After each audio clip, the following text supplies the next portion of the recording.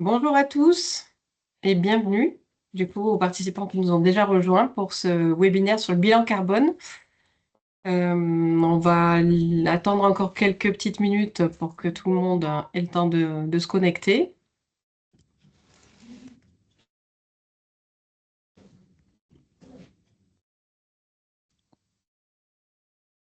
Ah, les gens sont ponctuels, on voit qu'il y a une vague d'un coup. On va peut-être d'ailleurs se présenter en attendant que tout le monde se connecte. Moi, je suis Cathy Casaligi, je suis responsable du programme Transition écologique à la CCI Nord-Isère. Et donc, je conseille et accompagne les entreprises sur tous les sujets de la transition écologique. Donc, je suis accompagnée de ma collègue Karine. Bonjour à tous et bonjour à toutes. Karine Royer-Méro, je suis conseillère entreprise transition écologique à la CCI Nord-Isère et je fais également un focus particulier sur les achats et notamment les achats responsables. Et donc, nous vous présentons Thibault le Suisse, donc notre intervenant de ce jour, voilà, qui va vous parler plus en détail du bilan carbone. Bonjour à tous. Donc, moi, je suis associé au sein du cabinet de conseil Act4Na qui accompagne tout type d'organisation, publique ou privée, sur leurs sujets de transition écologique et sociale, et notamment dans la réalisation de bilan carbone. Alors, est-ce que tout le monde nous entend? Parce que j'ai une personne qui me dit qu'elle n'a pas de son.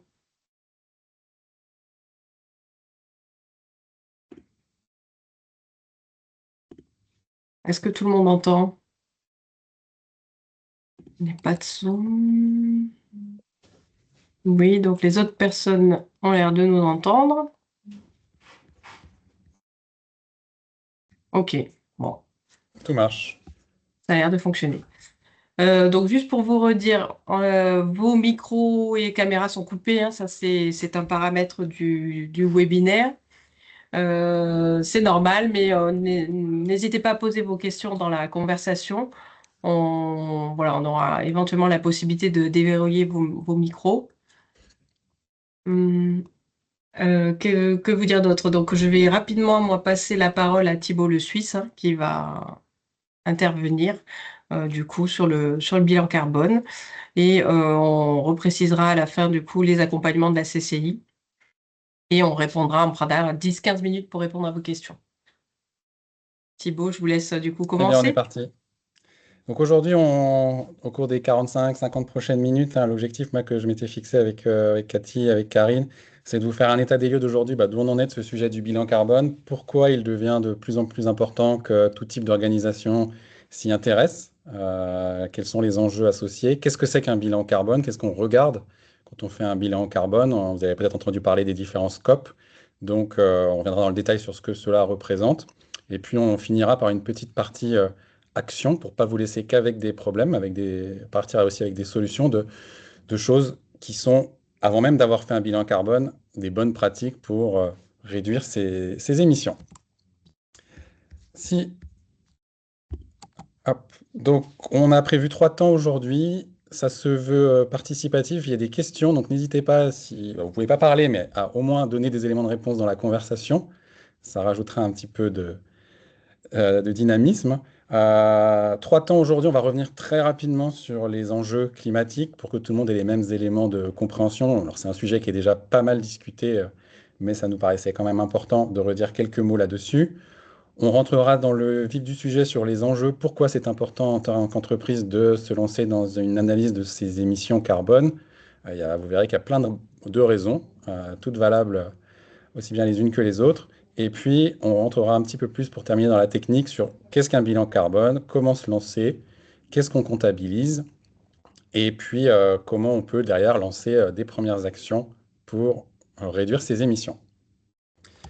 Avant cela, je vous dis juste quelques mots de ma structure. Donc, comme je l'ai déjà évoqué, on a un cabinet de conseil en RSE développement durable. On a 3 piliers d'accompagnement. Au centre, la partie carbone que je porte, hein, on réalise des bilans carbone pour tout type d'organisation. Et on est aussi amené à accompagner nos clients dans la définition de leur stratégie RSE, leur labellisation, leur évaluation et aussi sur leur sujet de formation et de sensibilisation. On pourra en reparler dans les questions-réponses si cela vous intéresse. Alors, si on repart des éléments de contexte, à votre avis, et là n'hésitez pas à répondre en conversation, en France, quelle est encore la part aujourd'hui d'énergie qui est issue de fossiles? Donc, quand on parle de fossiles, on va mettre tout ce qui est gaz, charbon et pétrole. Est-ce que vous avez une idée? Je vous laisse quelques secondes et puis je passerai à la suite.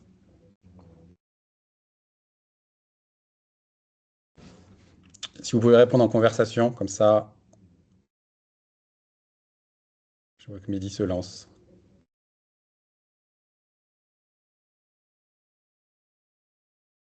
Alors, Damien nous dit 20%, on ne serait qu'à 20% de fossiles dans notre mix énergétique. Odile nous dit 50% et on va laisser.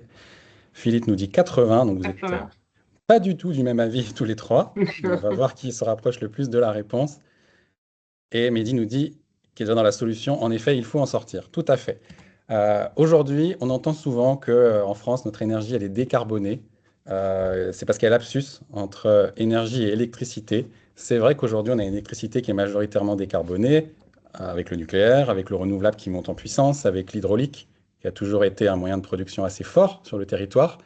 Euh, Si on regarde les chiffres, qui datent d'il y a un petit peu plus d'un an désormais, un an et demi, en France, on est encore, pour toutes nos activités, énormément dépendant du pétrole. 40% de l'énergie qu'on utilise, c'est du pétrole, et énormément dépendant du gaz, 20% de notre énergie consommée.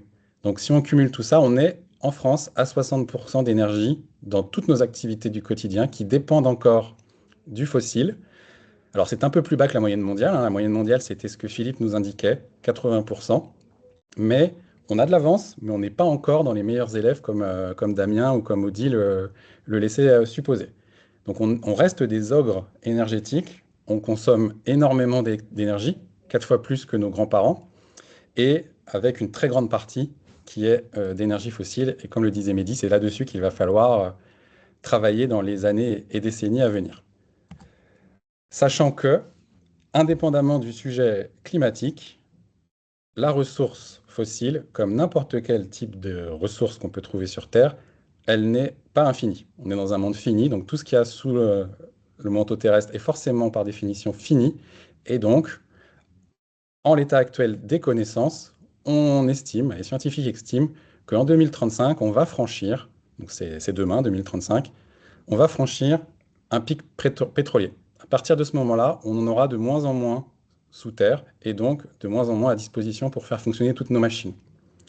Donc indépendamment du sujet du changement climatique, il y a ce sujet de la ressource, de la pénurie future de ressources qui doit être pris en compte pour toutes nos activités.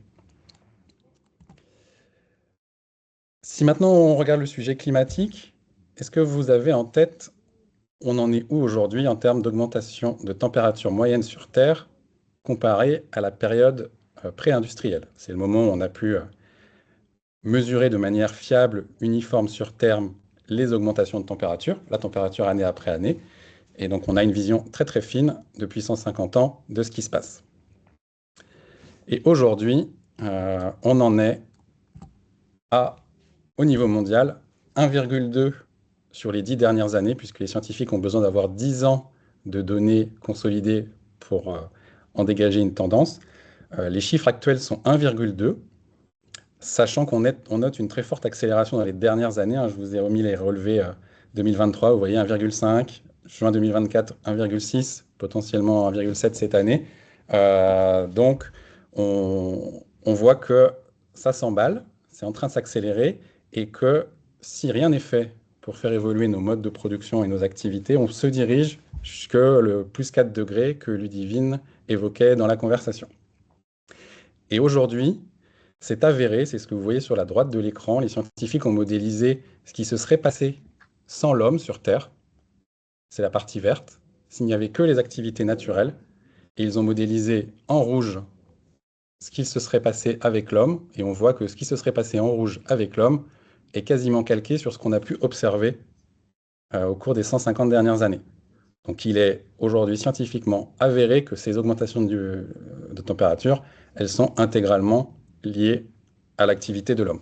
On en est la cause, à nous d'en être la solution désormais. Sachant que le 1,2 que je viens de vous citer, c'était une moyenne mondiale, en France, de par notre situation au niveau de l'hémisphère nord, notre côté continental, on se réchauffe quasiment 2 fois plus vite que la moyenne mondiale. Donc aujourd'hui en France, c'est pour ça qu'il y a souvent des confusions sur les chiffres, on est plutôt à 2 à 2,5 degrés d'augmentation de température. Alors on pourrait se dire comme ça, 1,2, 1,5, ce n'est pas grand-chose. Pourquoi nous embêter avec tout ça? Pour se rendre compte de l'impact de quelques degrés, je vous ai mis sur la page deux visions de l'Europe. À droite, vous avez la vision aujourd'hui avec les différents climats que l'on connaît au niveau européen. Et puis à gauche, vous avez l'Europe d'il y a 20 000 ans, qui était quasiment intégralement constituée de steppes que l'on trouve aujourd'hui en Russie. On pouvait aller en Angleterre à pied. Et puis toute la partie Auvergne-Rhône-Alpes était quasiment constituée de glaciers. On en trouvait jusqu'à Lyon, quasiment en intégralité. À votre avis, entre ces deux photos, de combien de degrés la température a-t-elle augmenté sur Terre?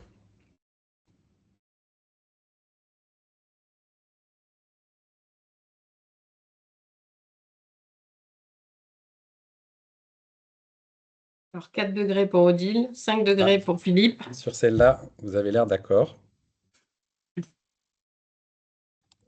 Eh bien, en effet, on a observé 5 degrés d'augmentation de température. Ça, on peut l'obtenir à partir d'analyses au niveau glaciologique.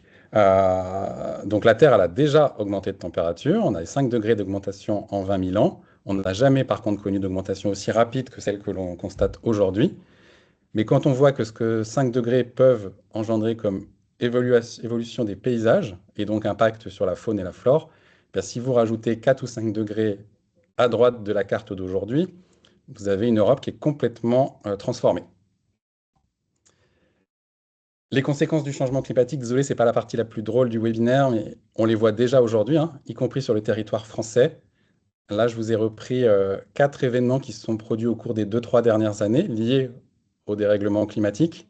Donc, on a Mayotte, les problèmes liés à l'eau, qui ont été assez forts l'année dernière, les incendies de la dune du Pilat, incendies qui sont amenés à se multiplier, les inondations, avec l'augmentation des températures, on va avoir des épisodes pluvieux qui vont être à plus forte intensité dans les années à venir, et puis une perturbation de tout ce qui va être sol. Là, ce que vous voyez en bas à droite, c'est les inondations qui ont eu lieu dans la vallée de la Bérarde, dans les Écrins, où tout le massif montagneux a été fragilisé suite à la fonte des glaces. Donc ça, c'est des choses qu'on constate déjà aujourd'hui et sur lesquelles il va falloir travailler pour éviter que ça vienne impacter nos activités. Si on ne fait rien, si on reste sur une trajectoire à plus 4 degrés en France, on aurait la carte météo en 2100 que vous avez à l'écran. Ça pourrait être les prévisions météo à horizon 2100. Donc déjà pour se rassurer, il y a toujours de la vie en France, hein, on ne va pas être catastrophiste non plus, mais ce sera un climat que aujourd'hui nos voisins du Sud connaissent. Donc à Lyon et par extension à toute la vallée, à la région Auvergne-Rhône-Alpes, on aurait un climat du nord de l'Italie, et puis Marseille aurait plutôt un climat du sud de l'Espagne. Donc pour nous, ça veut dire des adaptations dans un temps très très court, à voir si on pourra s'adapter sur tous les sujets. La faune et la flore n'aura pas forcément la même capacité d'adaptation que nous. Et donc ça pourra intégrer des conséquences assez néfastes sur la biodiversité.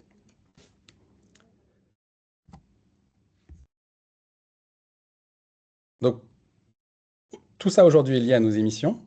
Encore faut-il savoir ce que recouvrent ces émissions et où aujourd'hui on a le plus d'émissions sur le territoire. Est-ce que vous avez une idée du poste de nos activités qui émet le plus en France aujourd'hui?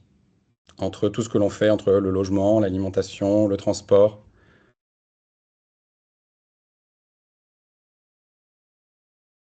Mélodie nous Transport. dit le transport, Philippe le logement, Bâtiment. Mehdi nous dit le bâtiment. C'est Mélodie qui a raison. Alors là, je vous ai montré quelques profils d'émissions de différents pays et continents qui vont vraiment être la photo à instant T du modèle industriel du pays en question. Vous regardez la France qui est tout à droite. En France, on on ne va pas se mentir, majoritairement délocaliser notre production plus à l'est. Donc l'industrie aujourd'hui occupe une partie assez faible de nos émissions, bon, c'est toujours une quinzaine de pourcents. On a la chance, comme on a déjà parlé tout à l'heure, d'avoir une production d'électricité qui est énormément décarbonée, ce qui explique la faible part de la production d'énergie. Et ce qui nous impacte énormément aujourd'hui sur le territoire, c'est la partie transport. On est à 30 à 40% des émissions qui sont liées au transport. Donc ça va être l'enjeu majeur des prochaines années en France de décarbonation. Ce qui ne veut pas dire qu'il n'y a rien à faire sur les autres secteurs, bien évidemment, mais c'est une particularité française qui est à prendre en compte. Si on regarde d'autres pays qui n'ont pas fait les choix énergétiques qu'on a pu faire dans le passé, eh bien, eux, une grande partie de leurs enjeux, et c'est le cas notamment de la Chine, va se jouer sur la décarbonation de leur production d'énergie et d'électricité. Et ça, ils l'ont bien compris. Hein, la Chine, cette année, a, pour la première fois, installé plus de renouvelables dans son mix électrique que de carboné. Et en faisant ça, ça c'est tout nouveau, ça vient de tomber comme information, la Chine aurait, il faudra confirmer sur plusieurs années, mais aurait dépassé son pic d'émissions ce premier trimestre. Pour la première fois, on a vu les émissions globales de la Chine baisser alors que le pays était en croissance. Donc, on a souvent tendance à dire que le problème est côté chinois, côté indien. Bah, on a la preuve pour la première fois que ces pays-là s'intéressent à cette question et mettent tout en œuvre pour baisser nos émissions, leurs émissions.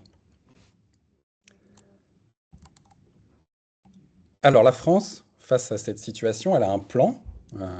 C'est la stratégie nationale bas carbone qui a été élaborée il y a quelques années, qui définit secteur par secteur les initiatives qu'il faudrait mettre en place pour décarboner nos activités. Donc, il y a six axes qui ont été définis, qui recouvrent le bâtiment, l'énergie, les transports, l'alimentation, et qui viennent chiffrer, poste par poste, là où on en est aujourd'hui en termes d'émissions sur le territoire, et là où il faudrait que l'on soit en 2050 et en 2100. Donc c'est un plan, c'est la trajectoire. Maintenant, charge aux collectivités, charge aux entreprises, charge aux individus de mettre en œuvre ce plan pour qu'on puisse l'atteindre. Mais en tout cas, il y a une boussole qui a été définie. Et à ce titre, on se place, nous, Français, au même titre que l'ensemble de nos voisins européens, dans une stratégie d'être à zéro émission nette d'ici 2050. Qu'est-ce que ça veut dire zéro émission nette? Ça veut dire que d'un côté, on va avoir énormément fait baisser nos émissions. On parle sur certains secteurs de moins 80, moins 90% des émissions sur le secteur.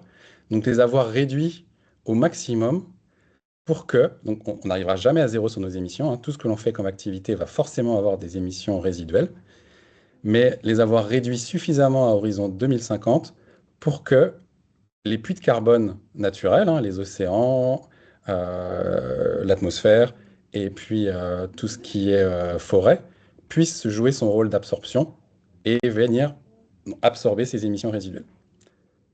Donc ça implique deux choses. Ça implique que d'un côté, on baisse fortement nos émissions, et ça implique aussi qu'on prenne soin de ces puits de carbone pour qu'ils puissent continuer à jouer leur rôle d'absorption. Et ça, ce plan de zéro émission nette, il a été décliné, ça je vais vous passer rapidement, on pourra vous envoyer les éléments, mais chaque secteur a sa stratégie, sa trajectoire de décarbonation avec ses objectifs de réduction à horizon 2030 et 2050. Donc en fonction de votre secteur d'activité, vous pouvez déjà avoir la trajectoire qui est prise et les efforts qu'il faudrait que l'on réalise sur chacun de ces secteurs.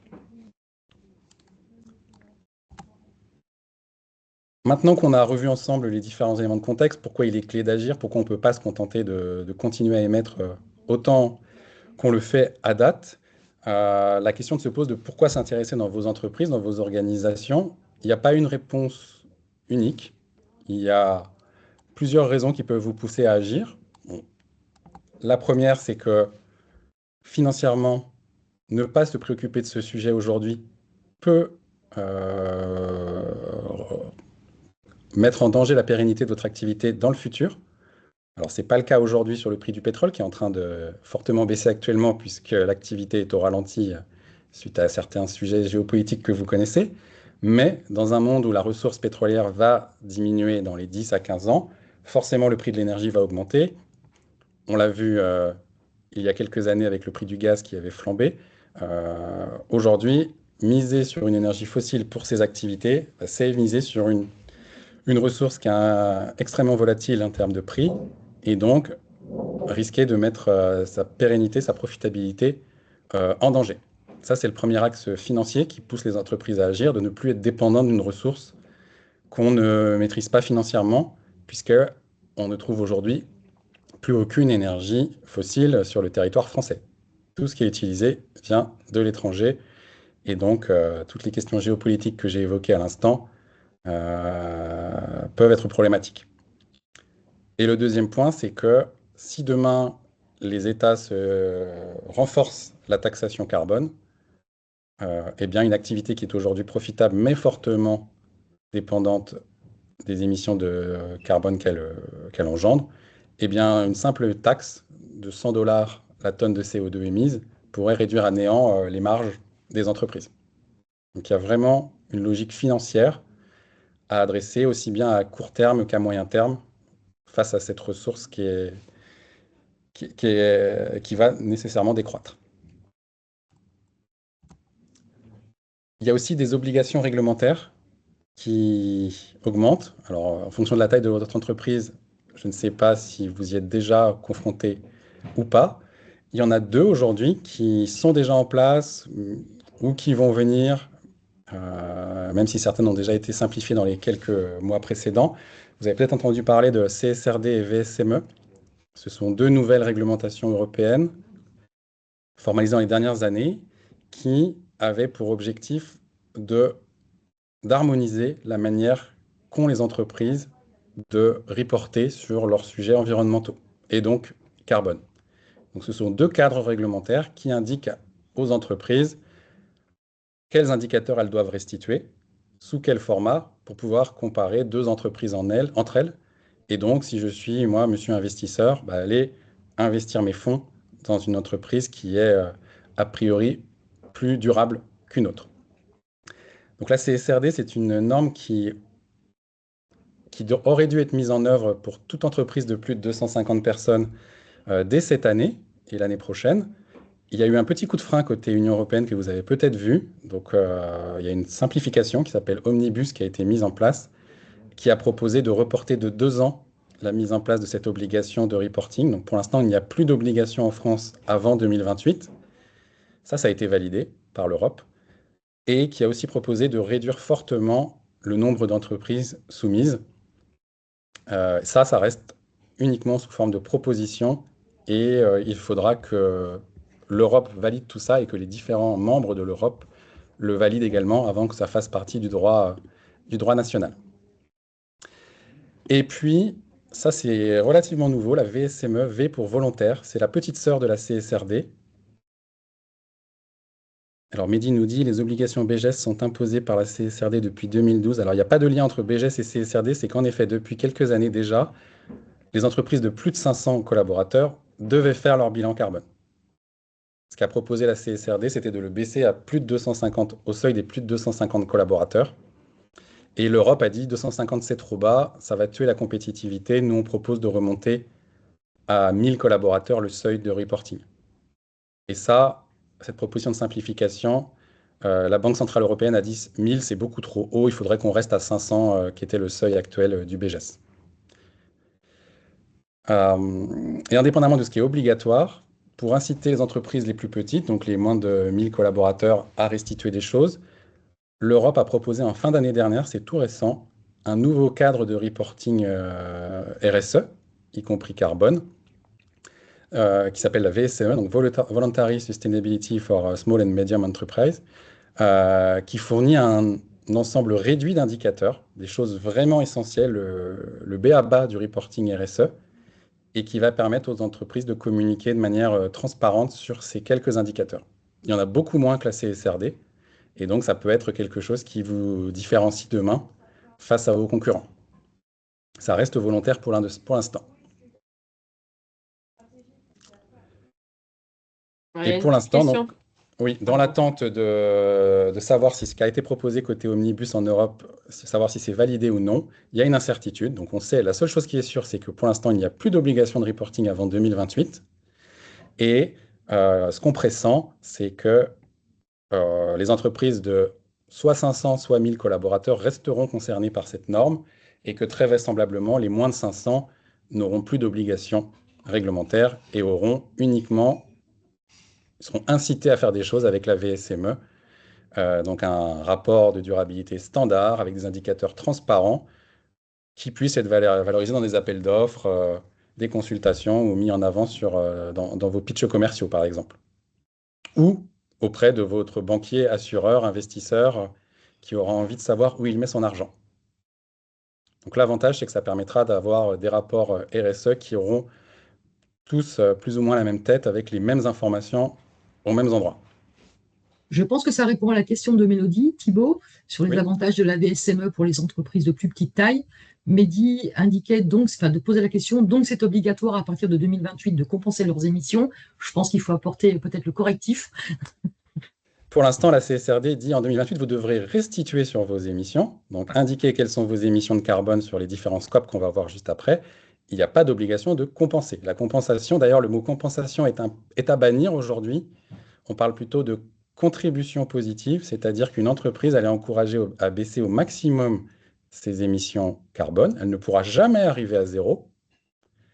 Et à côté de ça, si elle a envie pour contribuer à la neutralité carbone, elle peut mener des projets de reforestation, de captation de CO2, mais ce n'est en aucun cas une compensation, puisque d'un côté, ce qu'elle a émis, c'est trop tard, alors que les projets qu'elle finance, on est sur du conditionnel. Rien ne nous dit que la reforestation au Rwanda permettra réellement de compenser ce que l'entreprise aura émis 5 ans plus tôt.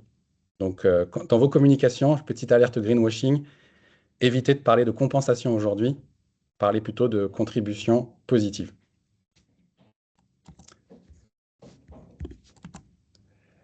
Au-delà du réglementaire, il y a le volontaire. Et ça, beaucoup de grands donneurs d'ordre aujourd'hui imposent pour les plus avancés, conseillent pour les moins avancés, à leurs fournisseurs, petits et gros, de se faire évaluer sur leurs initiatives RSE, donc que ce soit environnementales et sociales. Aujourd'hui, il y a tout un tas de labels, d'évaluations qui existent. Il y en a deux qui sortent du lot. EcoVadis, qui est un système d'évaluation français à l'origine, qui est aujourd'hui la référence. Il y a plus de 150 000 entreprises qui se font évaluer chaque année sur leurs initiatives sociales et environnementales, qui est une évaluation assez facile d'accès. C'est uniquement une évaluation documentaire. Et puis, je vous ai mis de l'autre côté un des plus ambitieux, un des plus complexes, qui est Bicorp, qui lui est un label et qui implique un dispositif d'audit qui se fait sur 18 mois pour certifier que l'entreprise a vraiment des pratiques exemplaires en termes d'engagements sociaux et environnementaux. Ça reste du volontaire, mais c'est de plus en plus demandé dans les consultations, dans les appels d'offres. La note technique associée à la RSE était quasiment nulle il y a quelques années, et maintenant on voit apparaître par-ci, par-là dans les consultations 20 points dédiés à la RSE et des demandes de avez-vous fait EcoVadis ou êtes-vous labellisé sur Bicorp, par exemple. Donc, même si le réglementaire ne vous impacte pas, il y a fort à parier que la partie concurrentielle vous oblige à bouger et à renforcer vos engagements. Ce qui fait que sur le carbone, aujourd'hui, on attend deux choses d'une entreprise atténuée. Donc, c'est vraiment la contribution à la baisse des émissions mondiales et territoriales. Donc là, ça va vraiment être réduire ses émissions pour éviter d'arriver à une situation ingérable que j'ai pu évoquer dans les slides de contexte. Et puis, dans tous les cas, on sait que la température, elle va augmenter. C'est un phénomène qui a une inertie. Et donc, toute entreprise va devoir également s'adapter. On ne travaillera pas de la même manière en 2050 en comparaison d'aujourd'hui. Donc, il y a certaines activités qui se feront différemment. Il y a des risques que vous n'aviez pas adressés aujourd'hui que vous devrez prendre en compte dans vos activités. Ces deux piliers-là sont indissociables et indispensables pour mener une politique climatique dans une entreprise. Le bilan carbone va traiter le premier point, celui de l'atténuation. Alors, quand on parle de bilan carbone, comment s'y prendre? Déjà, quelques petits rappels physiques, je ne vais pas y passer des heures, mais Quand on parle de bilan carbone, derrière, ce que l'on va chercher à mesurer, ce sont tous les gaz à effet de serre, donc qui contribuent directement à augmenter l'effet de serre et donc à augmenter la température sur Terre, qui contribuent à augmenter cet effet de serre. Le plus connu, le dioxyde de carbone, celui qu'on émet tous, c'est celui qui est retenu comme unité de référence dans un bilan carbone. On va indiquer que vous émettez tant de tonnes de CO2 par an. Mais il n'y a pas que celui-ci. Il y en a tout un tas qui ont tous leur pouvoir de réchauffement, donc qui vont tous contribuer plus ou moins au réchauffement. Le deuxième plus connu, c'est celui du méthane, qui est principalement issu de l'agriculture, hein, du rôt des ruminants. Le protoxyde d'azote est principalement issu aussi de l'agriculture, des engrais azotés que l'on vient utiliser dans le monde de l'agriculture, aussi un petit peu de l'industrie. Et puis les derniers, tous ceux qui ont des noms assez compliqués à retenir, les hexafluorures et j'en passe, ceux-là, on les retrouve principalement dans tout ce qui est utilisé pour faire du froid industriel ou de la climatisation. Ce sont des gaz qu'on utilise beaucoup moins, mais comme vous le voyez, ils ont un pouvoir réchauffant 25 000 fois, pour celui-ci, 25 000 fois supérieur à notre CO2. Donc dès qu'on en émet une tonne, c'est comme si on avait émis 25 000 tonnes de CO2. C'est tout ça que le bilan carbone va vouloir reconstituer, regarder ce que vous avez émis pour vos activités et convertir tout ça en équivalent CO2 à la fin de l'année. Pour vous donner quelques ordres de grandeur, parce que ça peut être un petit peu abstrait ce que c'est qu'une tonne de CO2 pour une entreprise, je vous ai mis à l'écran là quelques comparaisons. Donc, si vous deviez émettre à titre individuel une tonne dans l'année, ce serait soit 2000 repas végétariens, soit 130 repas au bœuf. Et en termes de mobilité, vous pourriez faire 10 000 km en voiture ou uniquement aller une fois à New York. Donc, ce qu'on voit déjà, c'est que tout ce qu'on fait comme activité n'a pas le même impact, que les différents postes peuvent varier du simple au décuple sur ce que ça implique en termes d'émissions de CO2.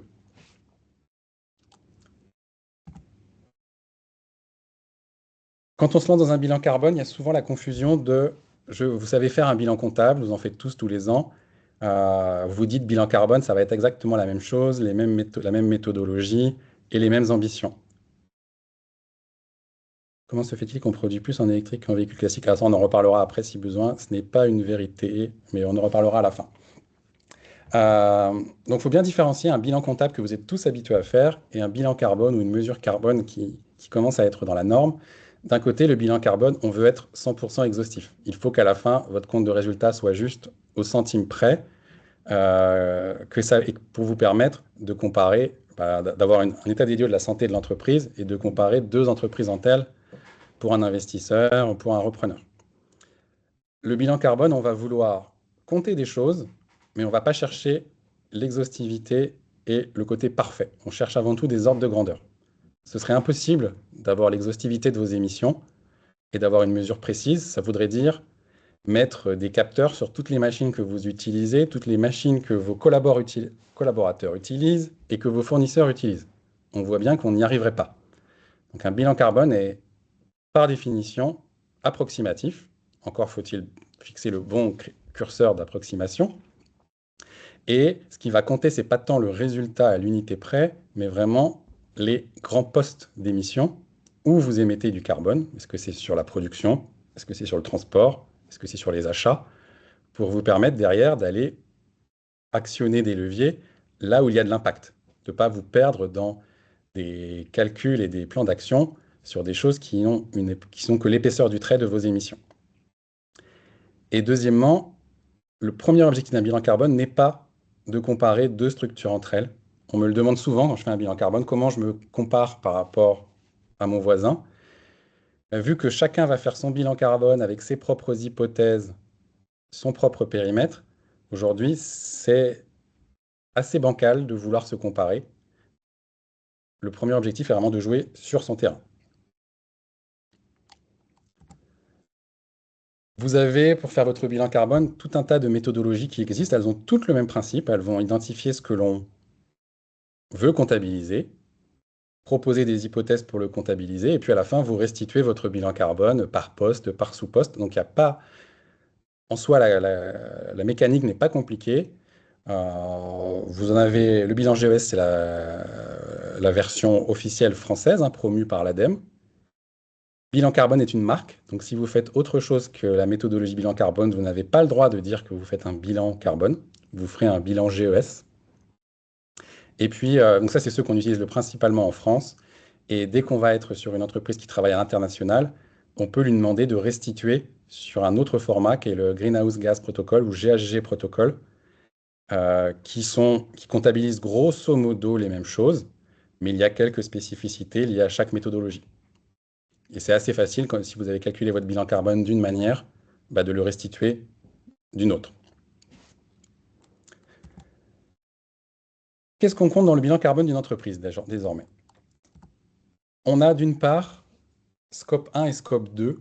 Scope 1, c'est ce que vous émettez concrètement, vous, réellement, en tant qu'entreprise, dans l'atmosphère en utilisant vos propres machines. Donc toutes les machines qui tourneront aux énergies fossiles, les carburants de vos véhicules, et si vous avez des machines frigorifiques ou froids, les gaz qui s'émettraient, qui seraient émis de par les fuites de ces machines. Donc là, on compte dans le Scope 1 les émissions directes, les gaz à effet de serre que votre entreprise émet directement. Scope 2, on va aller regarder les émissions indirectes liées à l'électricité que vous achetez. Donc là, vous achetez de l'électricité décarbonée en France, majoritairement, mais EDF, ce n'est pas magique, a quand même des émissions associées à sa production nucléaire, à sa production hydraulique ou à sa production renouvelable. Donc dans le Scope 2, on va comptabiliser ce qu'émet votre fournisseur d'électricité, votre fournisseur de froid, pour vous apporter toute l'énergie dont vous avez besoin. Et Scope 3, c'est tout le reste. Donc c'est souvent le plus gros. On le verra par la suite avec différents exemples.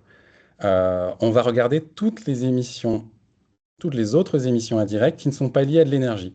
Donc tout ce qui est nécessaire pour la bonne réalisation de votre activité, qui n'est pas associé à de l'énergie. Donc on va forcément retrouver tout ce que vous achetez, vos matières premières, vos services, tout ce qui est acheté auprès de vos fournisseurs, tout ce que vous allez sous-traiter comme prestation, si vous faites appel à de la sous-traitance, et puis tout ce qui est lié au déplacement, aussi bien des personnes que des marchandises. Dès que vous faites appel à des transporteurs, à du fret interne, fret entrant, fret sortant, principalement, eh bien ça va venir faire grossir votre Scope 3. Et en fonction, on le verra par la suite dans les exemples, en fonction de votre typologie d'entreprise, vous allez potentiellement avoir un Scope 3 qui peut être 90% de vos émissions. C'est pour ça qu'aujourd'hui, faire un bilan carbone qui se limite au Scope 1-2, à part pour de rares secteurs, c'est une première étape indispensable. Il faut le faire, mais il est important de ne pas s'arrêter au Scope 1-2 et de continuer par la suite d'aller regarder ce qui émet dans le Scope 3. Sachant que tous ces bilans carbone, ce que vous faites là, ça va vous être demandé de plus en plus par vos clients.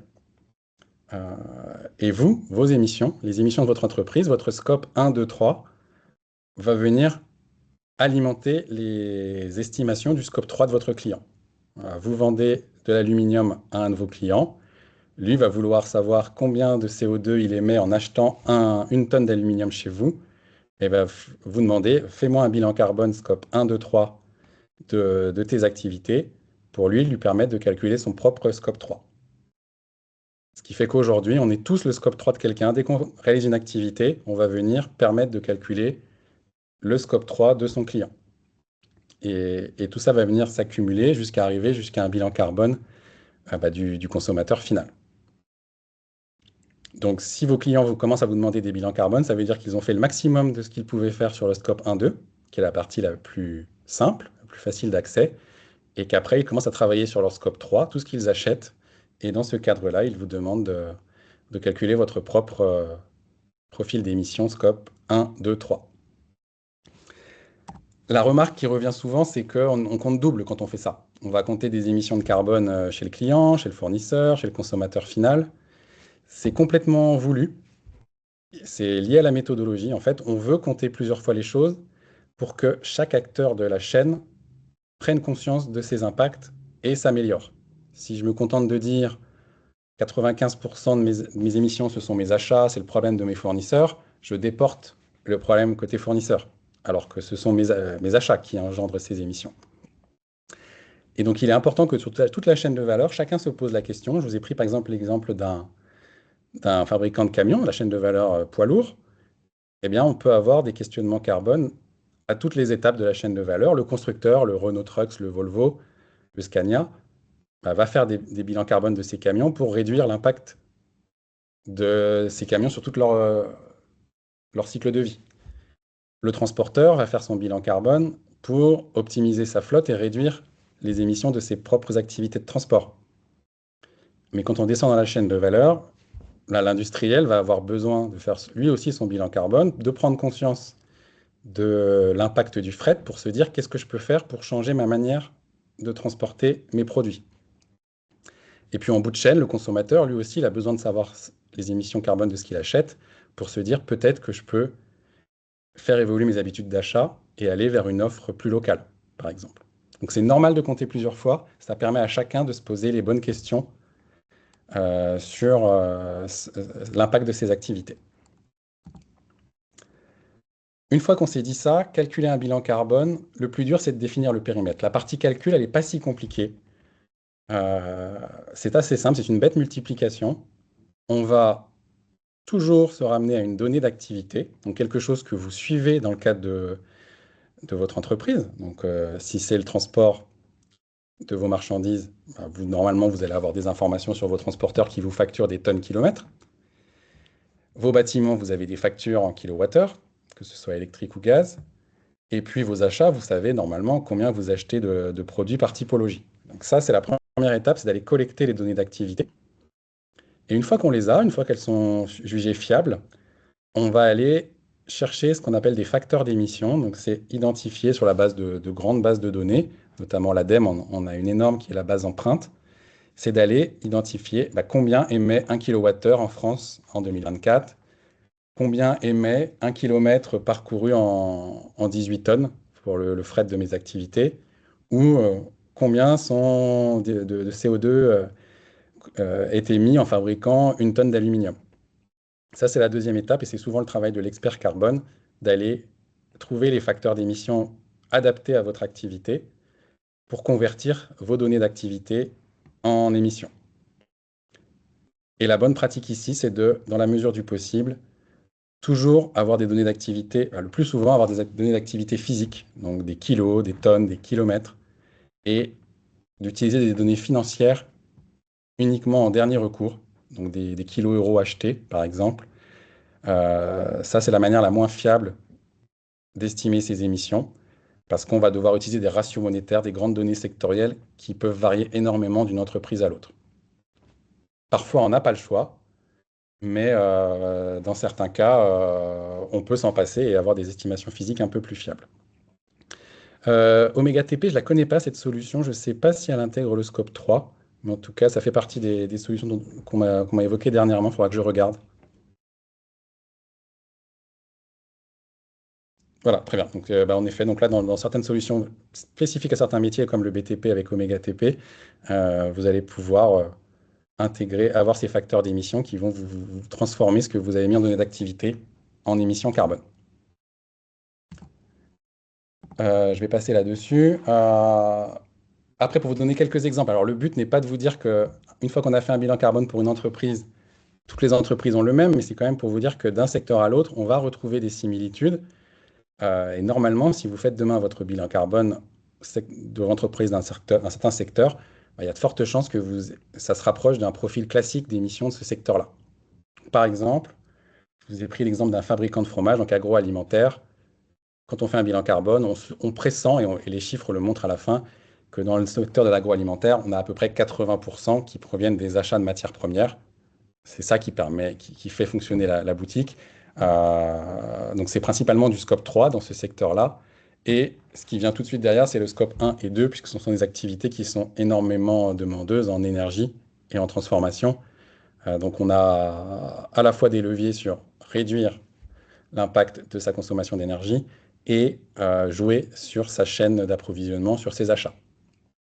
Ça, normalement, c'est quelque chose que vous retrouvez d'un secteur à l'autre. Petit point à noter, et c'est valable quasiment tout le temps, le fret, c'est une toute petite partie des émissions d'une entreprise de l'agroalimentaire. Ça ne veut pas dire qu'on ne peut rien faire dessus, mais on a tellement optimisé le transport aujourd'hui que ce n'est pas le poste sur lequel on a les plus gros gains attendus. On peut largement faire mieux sur la partie énergie et la partie achat. Mais ça ne veut pas dire qu'il ne faut pas s'en préoccuper. Si vous prenez un industriel, on va avoir à peu près la même logique. Un industriel, ça c'est un exemple, mais on pourrait en trouver d'autres.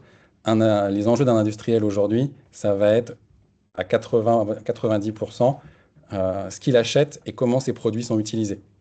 Là, je vous ai pris l'exemple d'un fabricant de vélos, notamment vélo électrique.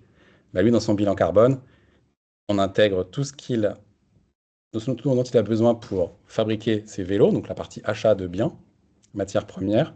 Et puis ces vélos vont être utilisés pendant 5-10 ans et vont nécessiter de l'énergie. Et donc, on va avoir une énorme part liée à l'utilisation des produits, toute l'électricité consommée pendant la durée de vie du produit. Et puis celui-ci, je vais passer. Donc voilà quelques éléments sur le bilan carbone. Je vous ai donné quelques éléments sectoriels pour vous dire qu'il n'y aura pas, si vous faites votre bilan carbone, normalement pas de surprise, sauf si vous avez une activité ultra spécifique. Mais faire son bilan carbone personnalisé permet quand même de savoir sur quel levier on peut jouer le plus finement et quelles sont les actions qu'on peut mettre en place derrière. Une fois qu'on a fait son premier bilan carbone, rien n'oblige à le mettre à jour tous les ans. Il est quand même recommandé de le faire tous les 3-4 ans maximum. L'ADEME préconise 4 ans au maximum, mais rien ne vous oblige à le mettre à jour tous les ans. Et si vous le mettez à jour, rien ne vous oblige à le mettre à jour intégralement. Si vos achats n'ont pas évolué d'une année sur l'autre, ne perdez pas de temps à refaire des calculs à n'en plus finir. Prenez pour hypothèse que vos achats n'ont pas beaucoup bougé. Et passez votre énergie sur ce qui est susceptible d'avoir bougé dans l'année, vos consommations d'énergie, vos déplacements, par exemple. On a une question, est-ce qu'un fabricant de fenêtres intègre dans son bilan carbone les économies d'énergie économisées par ses produits? Alors ça, c'est une notion qui est nouvelle, qui dépasse les 3 scopes que je vous ai présentés, mais merci pour la question. On commence à parler du scope 4. Alors désolé, c'était déjà assez compliqué avec 3, mais on en rajoute un 4e. Le scope 4, ça va être les émissions évitées. Et en aucun cas, le scope 4 ne va venir se soustraire aux 3 premiers. C'est-à-dire que votre entreprise de fabrication de fenêtres, elle va émettre, disons, 1000 tonnes à la fin de l'année, scope 1, 2, 3.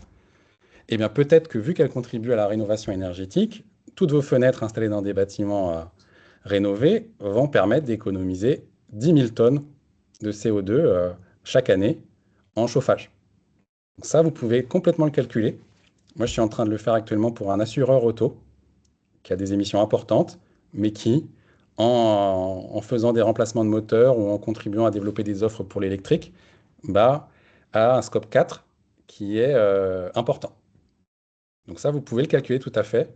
Il ne faut juste pas le soustraire. Ce que vous évitez ne s'enlève pas de vos 3 premiers scopes.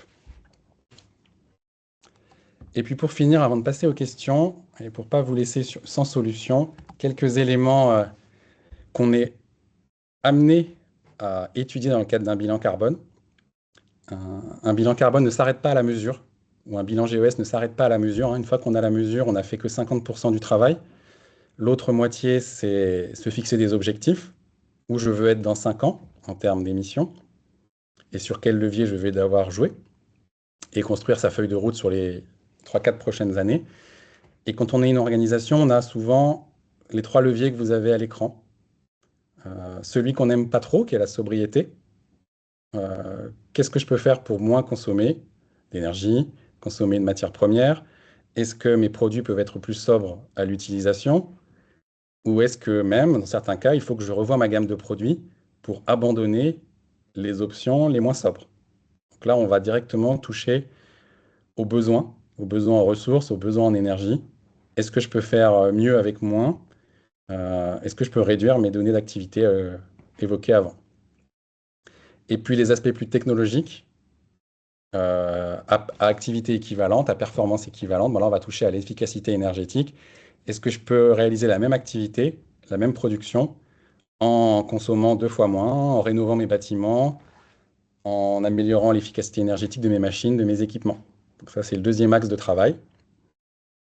Et 3e axe, qui est la partie renouvelable, c'est on considère que vous consommez toujours autant d'énergie, Mais cette fois-ci, vous allez remplacer votre chaudière fuel par une chaudière biomasse ou par une pompe à chaleur. Donc là, vous avez une problématique de substitution. On abandonne le fossile pour aller sur une source d'énergie renouvelable. Et aujourd'hui, il n'y a pas un levier qui surpasse tous les autres. Une trajectoire climat, elle doit nécessairement passer sur ces trois axes pour être efficiente et pour être au niveau des objectifs qu'on s'est fixés. Et pour vous donner quelques éléments sur l'énergie, là, vous avez à l'écran l'intensité carbone de chaque source d'énergie aujourd'hui, principalement utilisée dans le monde. Comme vous le voyez, hein, dès qu'on est sur du fossile, le trio de tête, on est un facteur 10 à 20 au-dessus de toutes les autres sources d'énergie. Donc, si vous utilisez encore dans le cadre de vos activités une de ces trois énergies fossiles, c'est là que vous aurez des gains immédiats et durables. Et le gaz, oui, c'est un progrès par rapport au pétrole et au charbon. Oui, ça permet de réduire de 30-40%, mais ce n'est pas non plus miraculeux et ça peut être insuffisant pour atteindre des objectifs climatiques ambitieux. Et ça vous montre aussi que le débat hydraulique, éolien, nucléaire, biomasse, c'est un faux débat. D'un point de vue purement carbone, toutes ces énergies-là se tiennent dans un mouchoir de poche. La question n'est pas de savoir laquelle utiliser, mais la question de savoir en utiliser une en remplacement du fossile. Et puis, je terminerai par là sur le transport. Quand on parle de transport, de fret, vous avez aujourd'hui 5 grands leviers qui sont identifiés pour réduire l'impact lié au transport. Ceux qui viennent immédiatement en tête, ce sont souvent des leviers technologiques. Je vais passer mes camions au biocarburant, migrer ma flotte en électrique. Oui, c'est une partie de la solution. Sauf que si on ne veut pas tomber dans une problématique de ressources en batterie ou en biocarburant, il faudra nécessairement quand même se poser la question de la sobriété. Est-ce que pour ma logistique, je peux faire mieux avec une flotte équivalente, remplir davantage mes véhicules? Est-ce que je dois absolument faire du tout camion, comme je l'ai fait depuis pas mal d'années? Est-ce que j'ai des alternatives? Et est-ce que je peux transporter moins? Ça, on n'aime pas trop se poser la question, mais ça fait aussi partie des leviers à actionner. Et dernier point sur les achats, et il sera l'heure. Quand on parle du scope 3 des achats, beaucoup de mes clients me disent je ne peux rien faire, ce sont mes achats, c'est le problème de mon fournisseur. Alors évidemment que c'est indirect, que vous ne pouvez pas forcer votre fournisseur à faire quelque chose à court terme, mais vous pouvez quand même agir à votre échelle. Déjà, vous pouvez réduire les quantités achetées, tout simplement, éviter du gaspillage, optimiser ces processus et ces intrants. Ça contribue directement à réduire les émissions de vos achats. Pour tous vos futurs produits, vous pouvez les concevoir demain pour qu'ils soient moins dépendants de certains achats fortement émetteurs, venir substituer certains composants à d'autres. Donc ça, c'est un vrai travail de conception, de design, d'éco-conception. Il y a toute une réflexion aussi qui peut être menée sur passer d'une logique d'acquisition, j'achète pour mon activité, à une logique de leasing, donc d'usage. Je loue mes équipements, je loue mes accessoires. Et puis, ce qui est assez facile d'accès, c'est d'engager vos fournisseurs, de commencer à leur en parler, de leur dire que vous allez vouloir investiguer ce sujet, leurs propres émissions, et aller progressivement vers une logique de les évaluer et de suivre leurs progrès pour que eux aussi sentent l'intérêt de transformer leurs activités.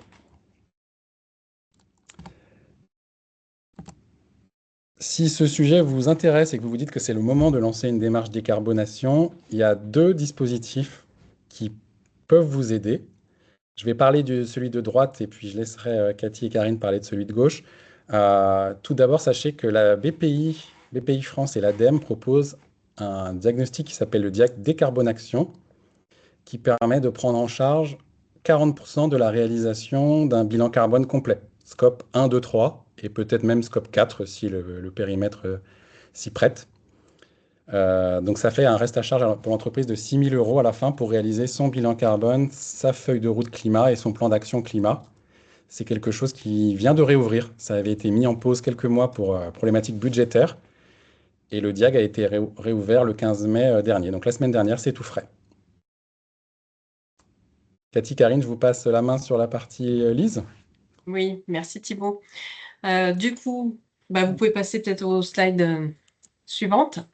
Du coup, on a au niveau des CCI une opération qui est nationale sur la décarbonation avec des objectifs de sensibilisation des entreprises, comme on le fait aujourd'hui, mais aussi des objectifs de réaliser quelques accompagnements à une évaluation carbone simplifiée. Donc, on a un outil sur le réseau des CCI au niveau national qui s'appelle LISE et qui va permettre de faire cette évaluation carbone, mais sur les scopes 1 et 2. Donc, effectivement, on n'est pas sur un bilan carbone complet, mais ça permet de démarrer une démarche. On va passer à la suivante. Je vais juste vous montrer du coup à quoi ressemble cet outil. Donc voilà, l'avantage c'est que c'est une plateforme en ligne sur laquelle l'entreprise peut créer son compte. Et en fait, une fois que vous avez créé votre compte, voilà, vous allez pouvoir renseigner, vous voyez sur le volet de gauche, tout ce qui va rentrer dans les scopes 1 et 2 de votre bilan carbone, les consommations d'énergie, les consommations de carburant, etc. Et donc, le conseiller CCI qui est sur votre territoire sera affecté comme consultant et pourra vérifier ces données, c'est-à-dire vous allez soumettre le diagnostic à votre conseiller CCI qui les validera avec vous et qui par la suite, du coup, une fois que vous aurez soumis ce diag, vous pourrez voir plus précisément les résultats.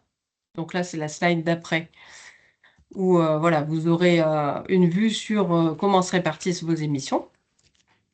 Et pour finir, du coup, le conseiller CCI pourra vous faire des propositions pour réduire, parce que comme Thibault le disait, l'objectif du bilan carbone, c'est quand même aussi de passer à l'action derrière et de voir qu'est-ce qu'on peut faire pour réduire ses émissions. Donc là, le conseiller CCI pourra vous refaire des préconisations. Et l'idée, c'est que vous gardez ce compte aussi. Donc vous, derrière, si vous voulez refaire cette évaluation par vous-même, c'est intéressant parce que vous pouvez le refaire a posteriori. Voilà, qu'est-ce qu'on avait mis derrière? Oui, juste vous redire que pour faire son bilan carbone, il faut des données. Donc sur la partie plus atténuation, on a quand même des produits ou des prestations qui peuvent vous aider, qui sont la visite énergie ou la visite mobilité, qui sont prises en charge notamment par l'ADEME et la CCI, et qui donc sont sans reste à charge pour vous, entreprise. Et donc ça permet d'analyser vos consommations, déplacements, et puis d'alimenter éventuellement aussi votre bilan carbone. Sur la partie adaptation au changement climatique, je le mentionne là, mais on ne l'a pas écrit sur les slides, on aura aussi un diag climat à proposer dans les mois à venir, on va dire. Et puis on Et finit par le programme achat. je reprends la suite. Comme le disait Thibault tout à l'heure, le scope 3 fait souvent la majorité des émissions d'une entreprise. Et dans le scope 3, on a donc les achats. Et donc, on a la capacité de vous accompagner, entre vous, entreprises industrielles, sur cette thématique achat, sur deux dimensions principales qui sont la performance des achats dans une entreprise. C'est peut-être pas forcément celle qui nous occupe le plus aujourd'hui dans la conversation qu'on a, mais sur la dimension achat responsable. Ce programme qui s'appelle donc Conseil Performance Entreprise Achat vous permet de bénéficier au travers d'un accompagnement individuel d'un expert praticien, avec une prise en charge de ce programme d'accompagnement qui dure entre 4 et 8 mois, à hauteur de 70% par la région Auvergne-Rhône-Alpes. Si la question des achats se pose dans votre entreprise, posez-nous la question et on regardera de quelle manière on peut vous accompagner. Je vois qu'il y a quelques questions, il nous reste 2-3 minutes. Donc on a Mehdi qui nous dit quel avantage à se décarboner et à le dire à ses clients si aujourd'hui financièrement ça n'a pas d'impact. Mélodie a commencé à répondre. En effet, il y a le côté purement faire sa part, contribuer à la transition. C'est déjà un point qui motive pas mal de dirigeants. Ça peut être un bon argument en effet. Il y a le côté anticiper les risques à venir. Je disais tout à l'heure, si votre activité dépend de fossiles et que le pétrole fait x3 dans 10 ans, que le gaz fait x4 ou qu'une taxe carbone est mise en place, c'est ce qu'on regarde dans le bilan carbone. Il y a un outil de vulnérabilité qui existe et qui permet de dire, si ces scénarios se profilent, voilà quelle est la perte sèche pour l'entreprise. Donc ça peut être anticipé et s'assurer que dans 5 ou 10 ans, votre activité elle sera toujours pérenne et rentable. Et troisième avantage que je n'ai pas évoqué aussi, c'est le côté attractivité. C'est que quand vous regardez les sondages faits auprès d'étudiants ou de jeunes actifs, une grande partie, j'ai plus le chiffre en tête, je crois que c'est 80-85% disent je veux travailler dans une entreprise engagée. Donc il est probable qu'à l'avenir, un jeune actif qui a le choix entre une entreprise qui n'a pas fait son bilan carbone ou qui n'a pas de démarche RSE et une qui l'a fait, se tourne vers l'entreprise engagée. Si je peux me permettre, Thibault, peut-être rajouter également que l'accès au financement va passer de Oui, plus en plus par l'analyse de la performance des entreprises et par la mise en œuvre de démarches de décarbonation. Donc, de plus en plus, tout à des fait. accès, des subventions, des accompagnements, voire même des financements classiques seront assis, en tout cas, seront regardés à l'aune de la performance de l'entreprise et de sa volonté d'avancer. Tout à fait. J'ai un de mes clients qui a souscrit un prêt de 300 000 euros auprès de BPI France. Condition numéro un, faire son bilan carbone. Et puis, on avait une question sur la voiture électrique, j'ai cru comprendre. Donc ça, on pourrait en faire un webinaire d'1 heure à part entière. Mais Si contraire, oui, je peux me permettre, je pense qu'il y a eu une confusion de la part de Midi. C'était le slide où tu présentais les équivalences d'une tonne CO2 au travers d'activités. Et effectivement, ce qu'on pouvait voir, c'est que lorsqu'on utilisait une voiture électrique, on avait 2 fois plus de kilomètres parcourables pour, oui, une équivalence. oui. Donc on peut faire 2 fois plus en électrique qu'en Voilà, thermique, ce qui veut dire que l'électrique sur sa vie va émettre 2 fois moins. voilà, c'est Voilà. ça. Et ça, si vous en doutez, vous pouvez aller voir des études de l'ADEME, des études de Carbone 4. Oui, une voiture électrique émet un petit peu plus au moment d'être fabriquée parce qu'elle est plus lourde, qu'elle a plus de ressources, plus de batterie. Mais en France aujourd'hui, sur les 10 à 15 ans de sa durée de vie, elle émettra entre 60 et 70% de moins qu'une thermique, puisqu'à partir du moment où elle est fabriquée et qu'elle est alimentée par nos bons vieux réacteurs nucléaires, elle émet toujours, mais elle émet 15 à 20 fois moins que la thermique qui roule au diesel. Est-ce que vous avez d'autres questions sur la méthodologie carbone, sur son applicabilité sur votre périmètre?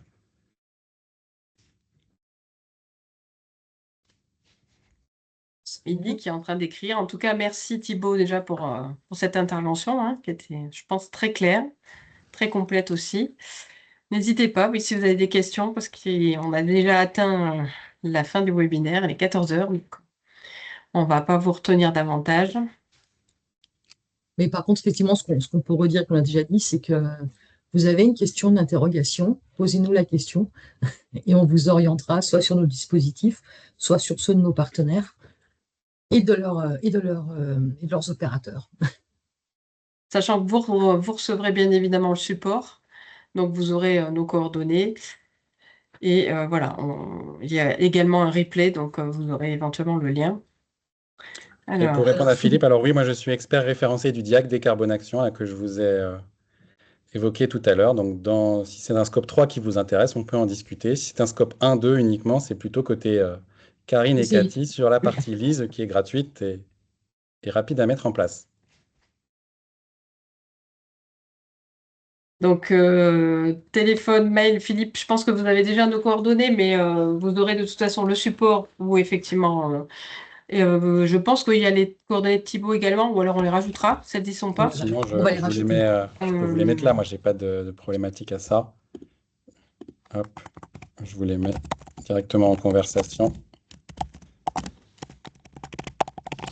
Et du coup, donc Mehdi aimerait discuter avec Thibaut. Donc là, effectivement, je pense que ça sera hors cadre webinaire. On vous laissera Mehdi recontacter Thibaut directement, voilà, pour évoquer ça avec lui. Donc Thibaut vient de mettre ses coordonnées dans la conversation. Et ne sous-estimez pas quand même la partie 1-2, puisqu'il y a quand même pas mal, en cas de pas mal d'appels d'offres, parfois le scope 1-2 peut suffire. Donc ça peut être une bonne première base pour se dire quel effort aussi il faut que je fournisse pour le scope 3, parce que je crois que vous en parlez, Karine. Quand vous faites lise, vous commencez à regarder l'effort à faire pour le scope 3, ou en tout cas, Oui, en vous fait, posez les premières pierres. voilà, quand on commence à faire le bilan, effectivement, on commence à expliquer à l'entreprise ce qu'elle doit collecter aussi si elle veut faire le scope 3, et du coup, ça permet de s'en rendre compte. Bien, ben, écoutez, il ne nous reste plus qu'à vous remercier. Merci à tous pour votre participation et puis à votre disposition du coup pour les questions et pour la suite. Très bien. Merci à tous. Bon après-midi. Merci à tous. tous. Au revoir. Bon après-midi.